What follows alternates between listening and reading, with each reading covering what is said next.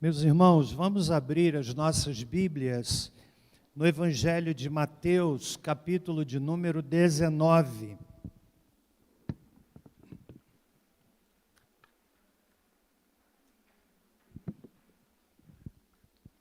Mateus, capítulo 19, a partir do versículo de número 16, nós vamos ler este texto que é muito conhecido, já foi objeto de muitas reflexões aqui nesta comunidade, e nós vamos ler a palavra de Deus, e a seguir vamos meditar um pouco neste precioso texto.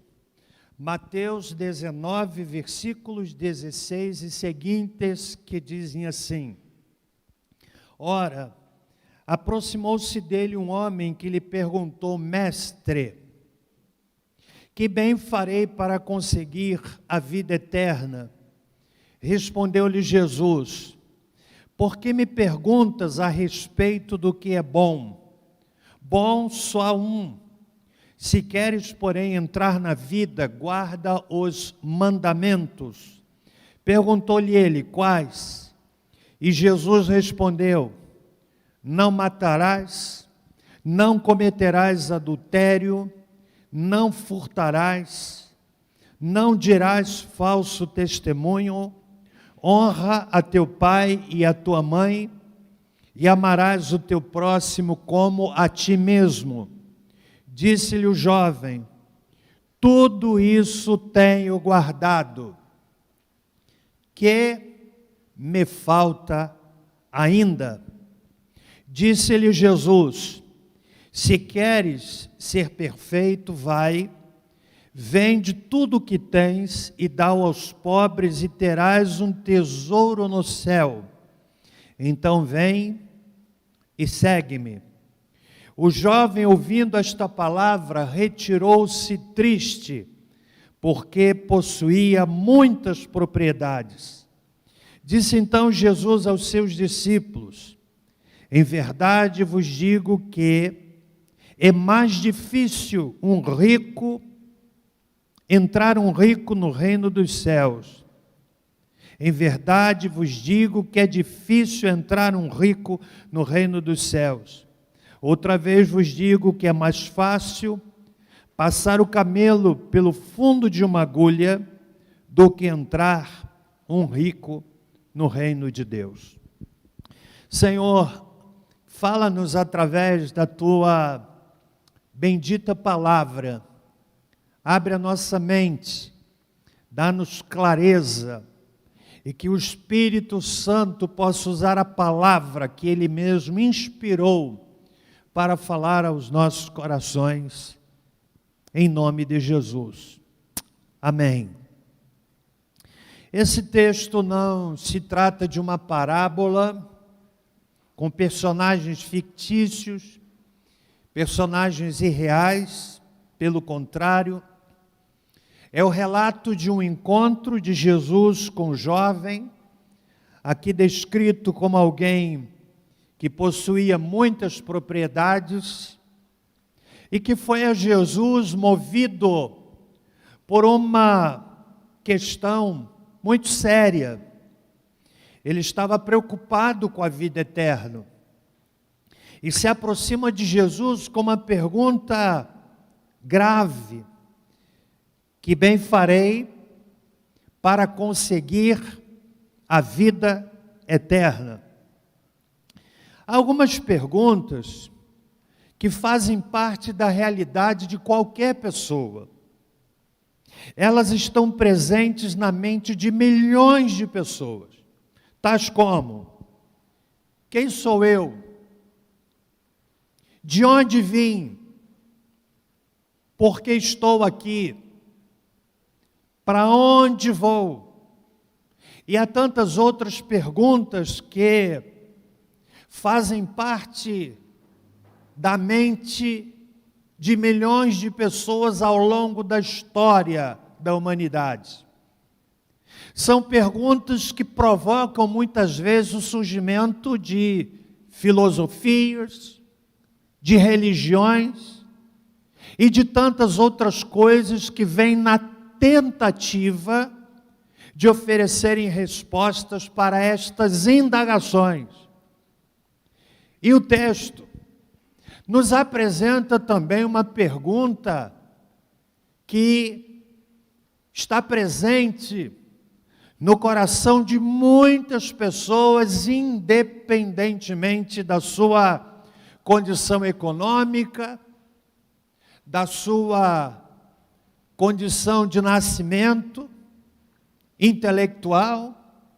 Nós encontramos esta pergunta presente nos palácios, encontramos esta pergunta presente nas casas mais toscas e humildes. Nós encontramos esta pergunta presente na mente e no coração de pessoas que andam e viajam de ônibus, até aquelas que podem desfilar num carrão caríssimo, num carrão que custe milhões de dólares. Nós encontramos a pergunta presente desde o Ocidente até o Oriente, em todos os lugares. E a pergunta é esta que este moço fez ao Senhor Jesus no versículo 20. Que me falta ainda? Ou de outra forma, por que me sinto tão vazio? É uma pergunta de caráter existencial. É uma pergunta que aponta para um vazio, um buraco no coração humano, que as pessoas tentam preencher de tantas maneiras. E a resposta a esta pergunta, preste bem atenção, define saúde ou insanidade.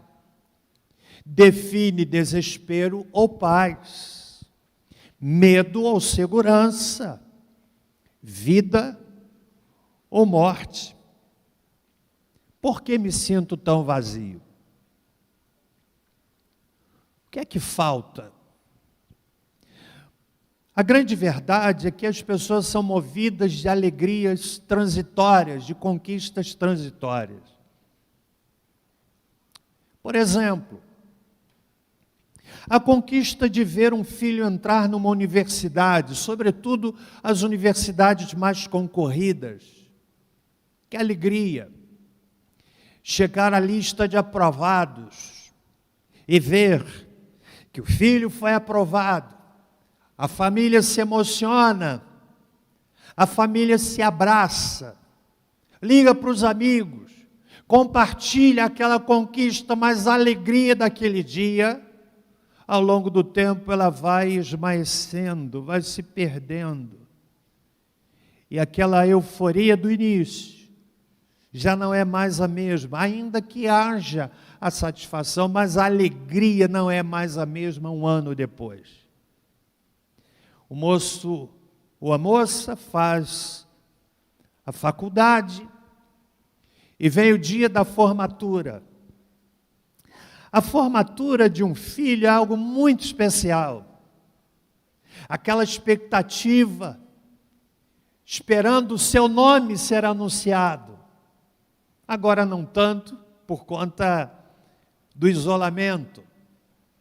Mas eu já tive a oportunidade de falar em muitas formaturas, dos mais variados cursos. E é muito interessante ver a torcida, a vibração, quando pela ordem alfabética vai se aproximando do nome do nosso filho ou da nossa filha. E o coração começa a palpitar.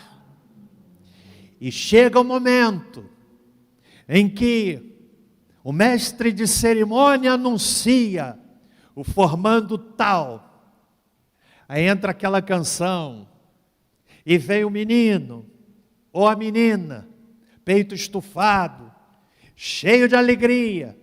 O pai e a mãe vibram, se abraçam, um olha para o outro, muitas vezes as lágrimas escorrendo pela face. E o filho se formou e voltam para casa. Um ano depois, a gratidão, mas a alegria, a euforia daquele momento se perde. E volta a pergunta: por que me sinto tão vazio? O indivíduo que se empenha em comprar um carro, seja ele novo ou usado, faz as suas economias, faz a sua poupança e adquire aquele bem móvel. Que alegria! Chega em casa, os primeiros dias do cuidado com aquele automóvel é uma coisa impressionante. Aqueles que às vezes até cuidam mais do carro novo do que da sua esposa. Lavam o automóvel no sábado de manhã, aspiram o automóvel, passam a cera, perfumam o carro, não gostam sequer de dar carona, porque é o carro que compraram. Um ano depois, aquele mesmo carro, que nos primeiros dias era aspirado, perfumado, aí você entra e vê já uma porção de coisas espalhadas no banco de trás. Uma porção de coisas se acumulando no console do automóvel. Porque a alegria dos primeiros momentos se perde. O que eu quero dizer com isto é que essa busca de sentido para a vida, muitas vezes, leva o indivíduo a essas conquistas transitórias, que com o passar do tempo vão se perdendo. Este texto, senhoras e senhores, prezados ouvintes, nos apresenta a realidade de um moço que é uma representação de milhões de pessoas que caminham e vivem em busca de algo que lhes dê sentido para a vida. Esse moço foi a Jesus com uma pergunta, e em ouvindo a sua resposta, ele percebeu que ainda faltava alguma coisa. Pastor Rick Warren, num livro que se tornou best-seller, intitulado Uma Vida com Propósito, ele conta a história de um professor de filosofia lá nos Estados Unidos, que escreveu para mais de 250 filósofos, cientistas e intelectuais do mundo todo. E ele mandou a sua carta para esses filósofos, cientistas, intelectuais do mundo todo que ele conhecia, com uma pergunta. A pergunta era esta: qual o significado da vida? E alguns deram os seus melhores palpites. Alguns admiraram ou admitiram até mesmo terem inventado um propósito para a vida, e outros foram mais honestos em responder à pergunta desse professor de filosofia lá nos Estados Unidos, dizendo o seguinte: na verdade, nós não sabemos qual é a resposta a essa pergunta. E responderam aquele pesquisador dizendo: quando o senhor descobrir a resposta, por favor, nos informe. Ou seja, não sabiam como responder qual é o propósito para a sua vida.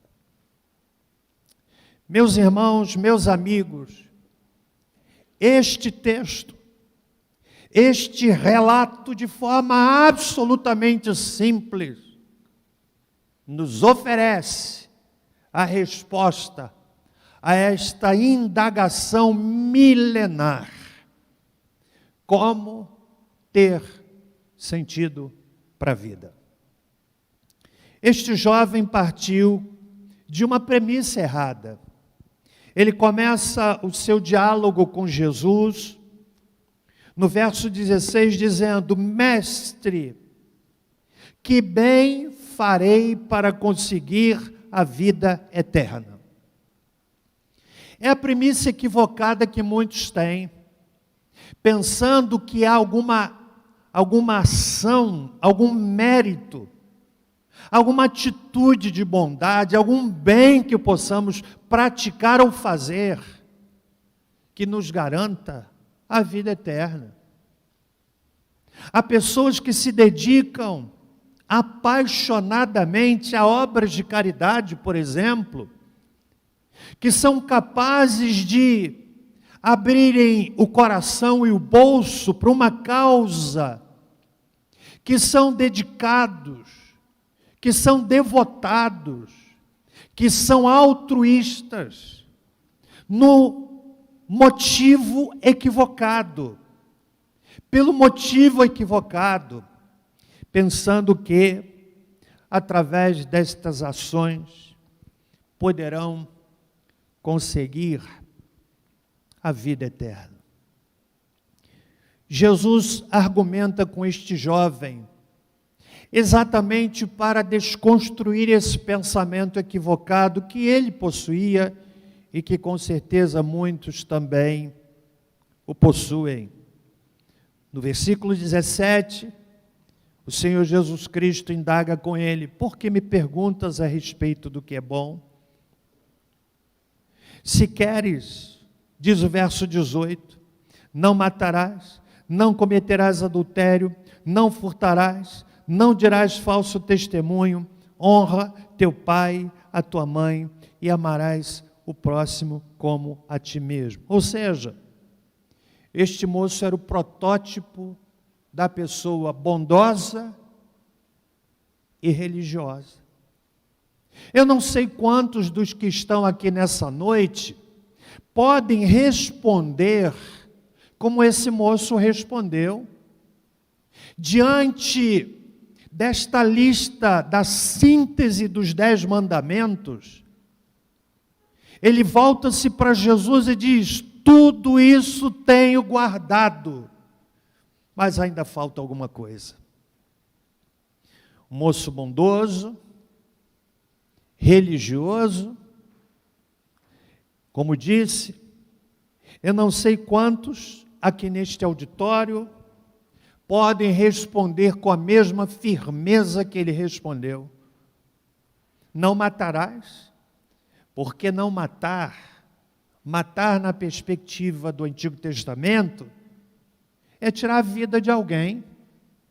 Matar na perspectiva do Novo Testamento não é a ação de tirar a vida de alguém, mas é o sentimento que leva o indivíduo a tirar a vida de outro, ou seja, é matar o outro dentro do coração. Adulterar, na perspectiva do Antigo Testamento, é quando alguém se relaciona com uma outra pessoa, que não seu marido, que não a sua esposa, é um ato concreto. No Novo Testamento, o adultério traz e nos coloca diante não da ação, mas da intenção. Jesus chega a dizer, o Sermão da Montanha, que vai do capítulo 5 ao capítulo 7 do Evangelho de Mateus, que se alguém olhar para uma pessoa com a sua intenção de cobiça, no seu coração, já cometeu adultério. Agora percebam que Jesus está argumentando com este jovem e ele teve a ousadia de dizer: tudo isso tenho guardado, mas me falta alguma coisa. A premissa dele era equivocada. Quantas pessoas que querem se aproximar de Deus, que estão na verdade ávidas de compreenderem acerca do Evangelho, mas estão partindo por premissas equivocadas. Ou seja, o que Deus faz por nós é manifestação da graça, como acabamos de cantar. Paulo interpreta isto quando ele escreve a epístola aos Efésios, no capítulo 2, versos 8 e 9. Ele sintetiza e desconstrói de maneira absolutamente inequívoca qualquer pensamento que possamos ter de que através das nossas ações nós podemos ser salvos. Ele diz: pela graça sois salvos, por meio da fé. Isso não vem de vós, é um dom, é um presente de Deus. Na verdade, irmãos, é pela graça que nós somos salvos. Este moço estava entendendo de forma equivocada. O ser humano que tem a sua natureza corroída pelo pecado. Não há um de nós aqui que seja melhor do que o outro. Somos capazes, sim, de atos de bondade, mas somos capazes também de atos de extrema maldade. Somos capazes de sentimentos os mais nobres, mas somos capazes também de sentimentos os mais constrangedores. Somos capazes dos pensamentos mais impressionantes, mas somos capazes também dos pensamentos inomináveis, indescritíveis, por uma razão simples. A natureza humana foi irremediavelmente afetada pelo pecado.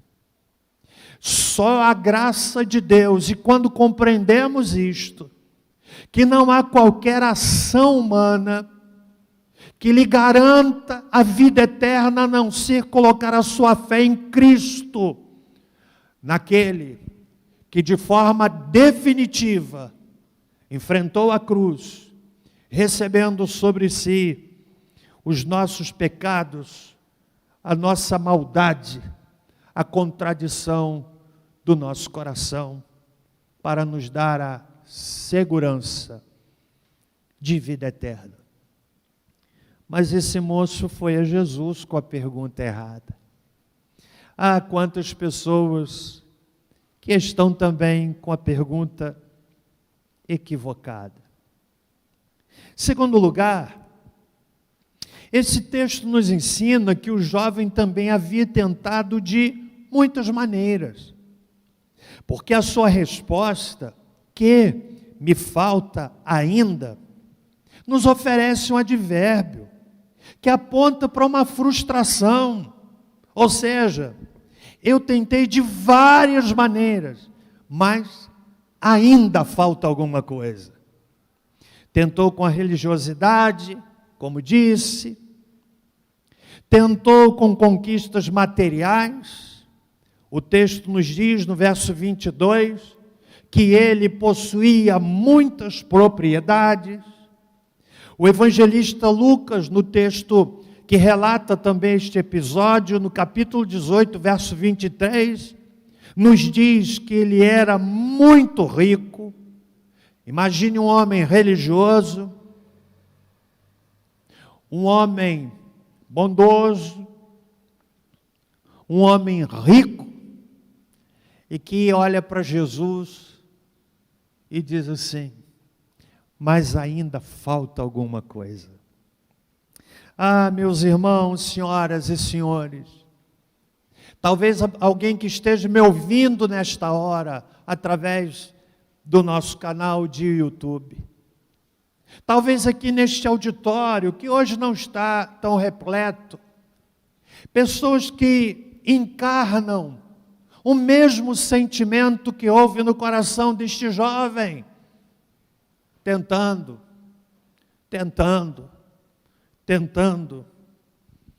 mas chega um momento em que dizem: mas ainda falta alguma coisa.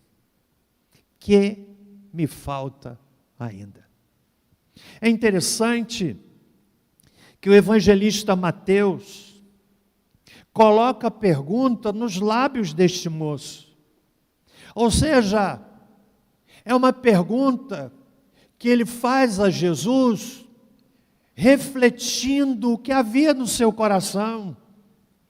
Me falta alguma coisa, em outras palavras, Jesus, eu tenho feito uma porção de coisas, mas ainda falta alguma coisa. Ainda falta alguma coisa. Alguém disse, e foi Leon Tolstói, que há no homem um vazio do tamanho de Deus.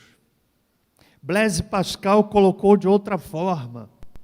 Ele diz assim: há no coração do homem um vazio do formato de Deus. E é verdade. Há no coração do homem um vazio do formato de Deus. Como preencher o vazio desse coração? Como preencher esse buraco no coração que leva alguns a se entregarem a tantas coisas, movidos por essa falta, que o grego chamava de ataraxia, toda a vênia ao irmão que domina o grego, ou seja, um vazio, uma necessidade de preencher o coração. O que é que falta? O que Jesus disse para esse moço é uma resposta simples. Simples. Uma resposta que oferece o sentido, que preenche o vazio do coração. Jesus olha para aquele moço e toca no seu grande impedimento. Você sabe qual era o impedimento deste moço? Jesus toca na ferida. Jesus, que conhece o coração do ser humano, ele põe o dedo no ponto nevrálgico, naquele ponto doído. Ele vai ao centro da questão, ou numa linguagem mais nacional, bate na cabeça do prego. Ele diz assim: se queres, verso 21, ser perfeito, vai, vende tudo o que tens e dá aos pobres, e terás um tesouro no céu, e vem e segue-me. Jesus olha para aquele moço e percebe que a questão dele não era a de possuir propriedades, mas de ser possuído por elas. A questão deste moço não era de ser rico, de ter dinheiro, mas de ser possuído pelo dinheiro. E há um princípio básico: ou o dinheiro se torna nosso servo, ou se tornará o nosso Senhor. Jesus toca no cerne da questão.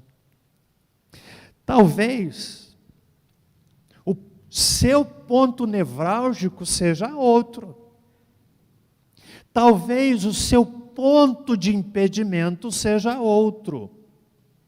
Cada um sabe qual é o seu ponto de sensibilidade, e mais do que isto, o Senhor Jesus Cristo sabe qual é o seu ponto de sensibilidade. No caso deste moço,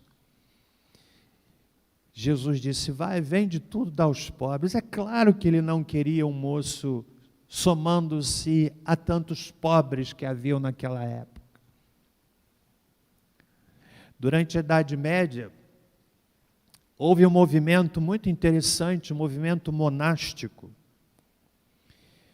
E é encantadora a história do monasticismo. No país e no mundo há muitos mosteiros. Eu tive a oportunidade de visitar um deles, lá no coração do Rio de Janeiro, Mosteiro de São Bento. A época em que fui ali pesquisar sobre a ordem dos beneditinos. É uma viagem no tempo. É uma pequena igreja e atrás da igreja há um mosteiro. E quando a gente ultrapassa aquela porta, é como se nós entrássemos num túnel do tempo e caímos na Idade Média. Ver aqueles homens com hábito marrom,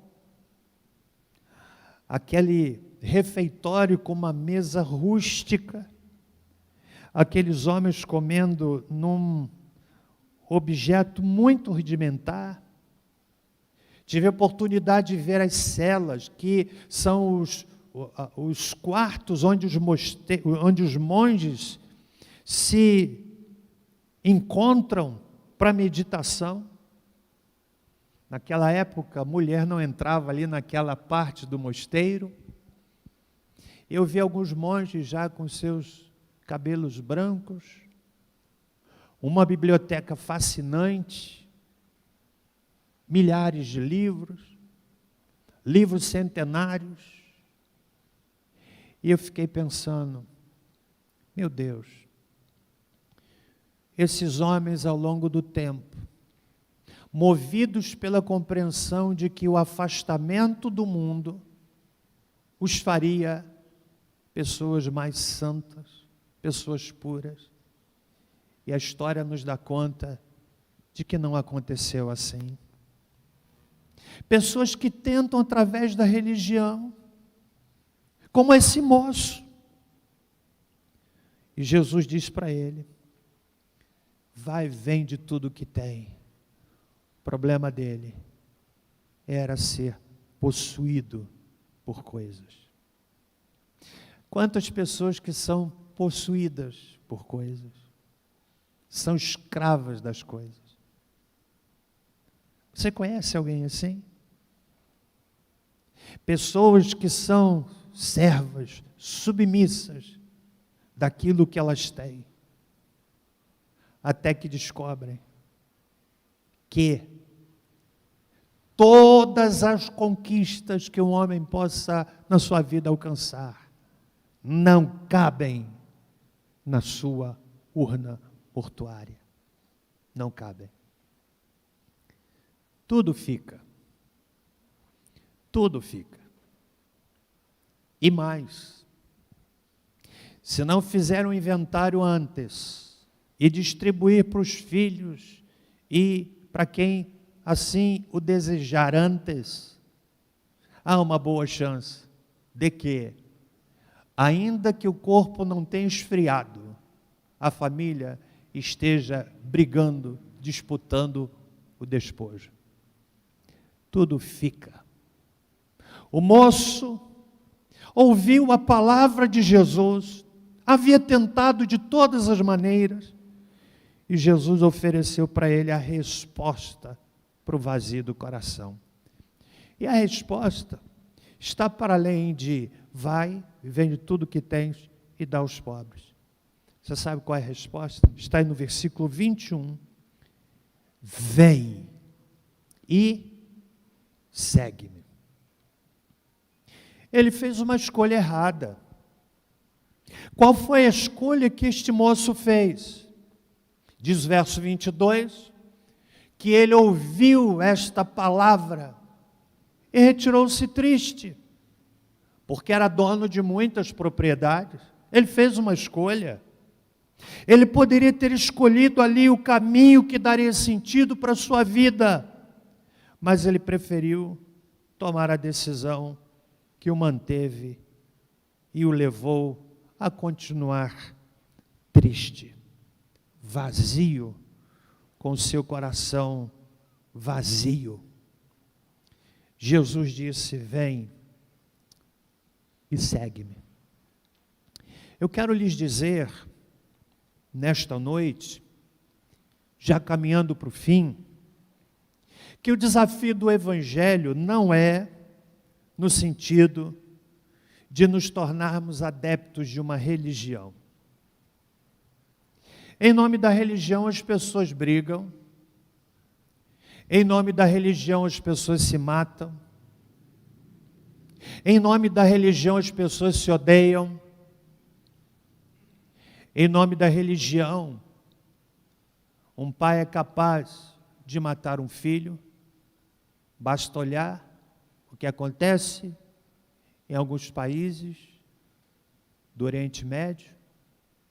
Em nome da religião, o ser humano é capaz de cometer as maiores atrocidades, e a história está aí a confirmar essa afirmação, essa declaração.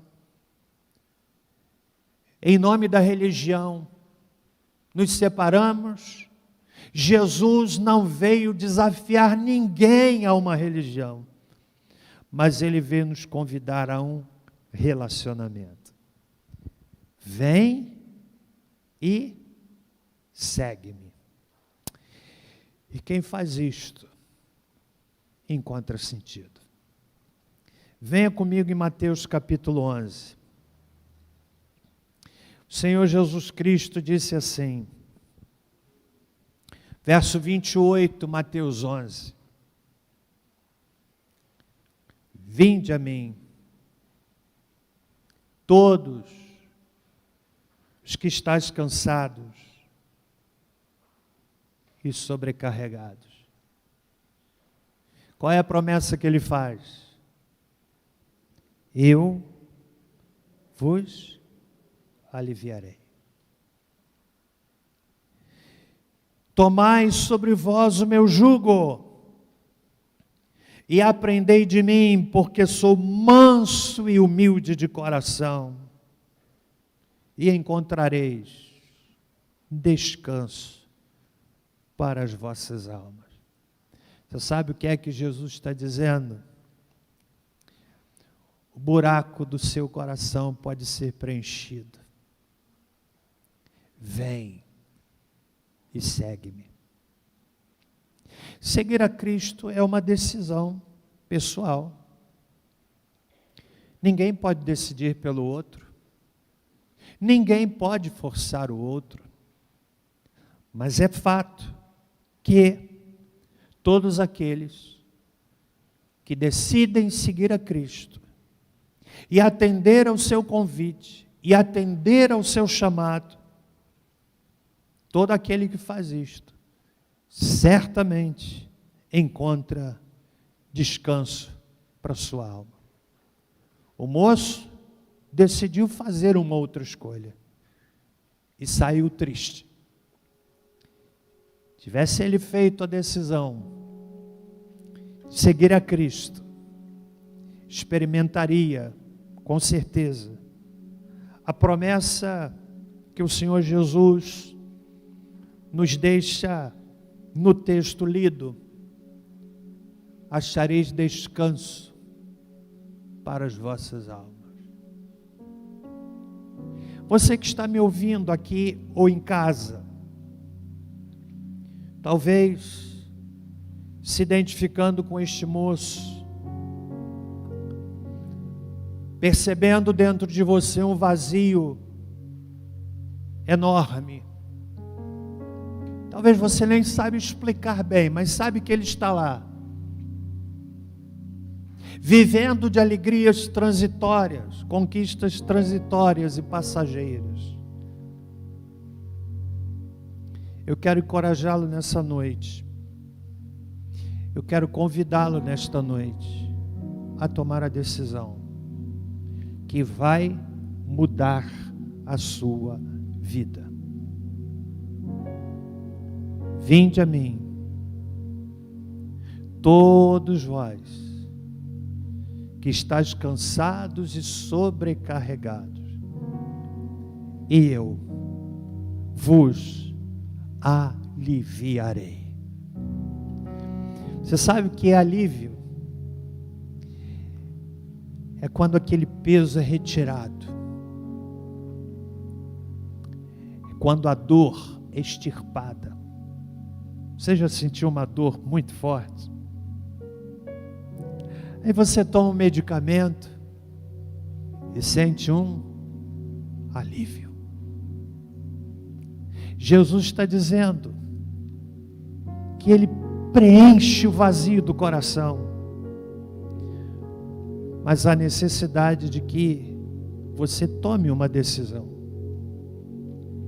E eu quero nesta noite, caminhando para o fim, convidá-la a tomar esta decisão. Curve a sua cabeça, por favor. Senhor Deus, querido Pai,